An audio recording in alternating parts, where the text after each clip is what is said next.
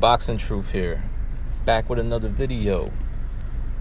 Gotta get this video out the way. Who is the true fighter of the decade?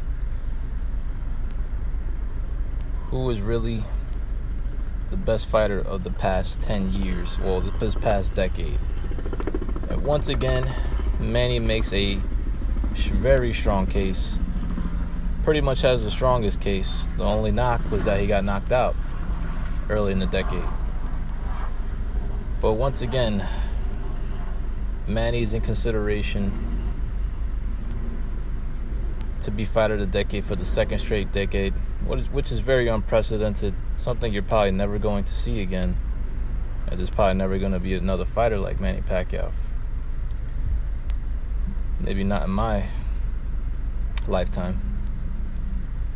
But you got to give it up to Manny Pacquiao with the level of opposition he faced, number of elite fighters, number of future Hall of Famers, regained his WO strap on three different occasions, was robbed on 3 different occasions against Bradley, against Mayweather. Mayweather was pretty much just given the decision after not showing up, after not coming to fight, not willing to step to Manny because he was scared to death that whole time and wanted to fight Manny Pacquiao. Gets robbed against Jeff Horn. But Horn was his toughest competitor of the decade, his most toughest fight. It was a fight he edged out, and it's a fight that Manny Pacquiao will admit to you was one of his toughest of his entire career. But just look at the body of work. Look at the number of younger generation fighters that he fought and beat. Keith Thurman, undefeated. Adrian Broner, 10 years his junior. Jeff Horn, 10 years his junior. Jesse Vargas, more than 10 years his junior. Chris Algieri was in his prime when they fought, dominated him. Algieri didn't win a round and got knocked down 5 times in the process. Brandon Rios, 8 years, Manny Pacquiao's junior, and Manny Pacquiao embarrassed him and displayed a different Manny Pacquiao in that fight. The Manny Pacquiao that you see now, a smarter, more defensively minded fighter, more wary of the counters, and he embarrassed Rios that night. It was one of Manny Pacquiao's most beautiful performances. And Rios cried like a chump in the aftermath of that fight. The post-fight interview was hilarious, where he pretty much just is weeping in tears after Manny Pacquiao beat him up. Embarrassing feat, but he lost to a legend. No shame in that.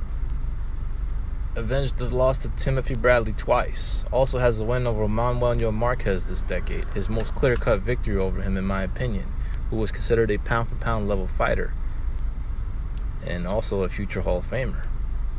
So the body of work is something you can't discredit. Of course, the media won't give Manny Pacquiao his credit. They'd rather put Floyd and hype him up, even though he took half of the decade off, went life and death with an MMA fighter, was given the decision to Pacquiao, and didn't go out like a true champion. Went out in a whimper, fighting Andre Berto in another one of his many cherry picks of his career, instead of going out like a true champion, not even giving a younger generation fighter an opportunity to take over the throne, to take over the torch. Not even giving an opportunity to Keith Thurman or Kell Brook, who were much more deserving of a fight with Floyd Mayweather following the dud of the fight of Manny Pacquiao. But of course, Floyd just ain't cut from that cloth. Pacquiao's willing to fight, even at this advanced age, the Errol Spencers of the world. And that would really put a statement on his career if he was to somehow turn the clock back once again and defeat a younger, stronger, fresher Errol Spence.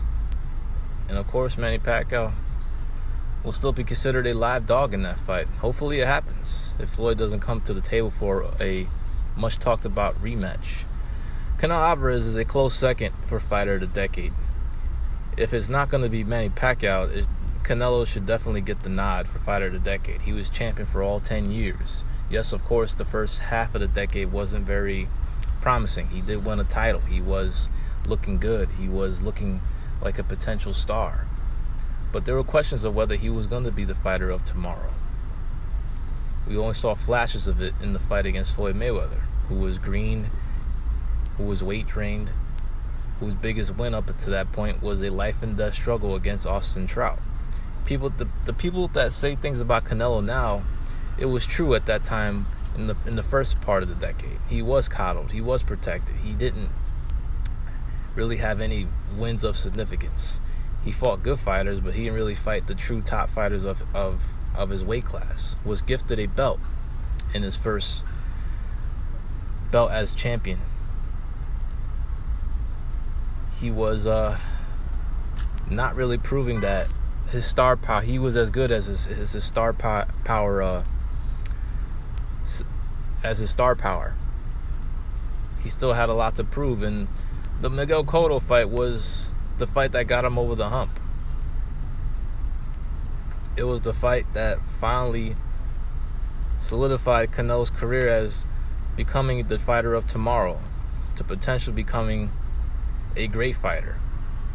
After that fight, Canelo's career really blossomed. He's become the fighter that he is today. Look at him, man. The eye of the tiger. He has it. He's the number one fighter in the world. If it's not Manny Pacquiao,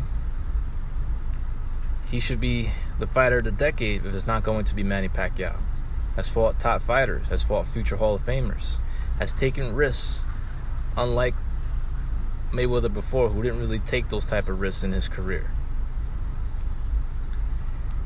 Fought difficult styles, fought guys that he didn't need to fight. But he had a strong 10 years. And he fought the fights that he needed to fight, and especially in the middleweight and light heavyweight divisions. Fought the top dog in each of those divisions and beat them. Knocked out the great Sergey Kovalev. So, no need to hype up Floyd as fighter of the decade. He hasn't really done much this decade besides go life and death with MMA fighters and cherry pick 20-year-old kickboxers, and not willing to give Keith Thurman or Kell Brook a shot at his throne on his way out in 2015. But Manny Pacquiao once again proves that he is a true fighter this decade, and really the GOAT, the greatest of all time in the sport of boxing. This is Boxing Truth. I'm out.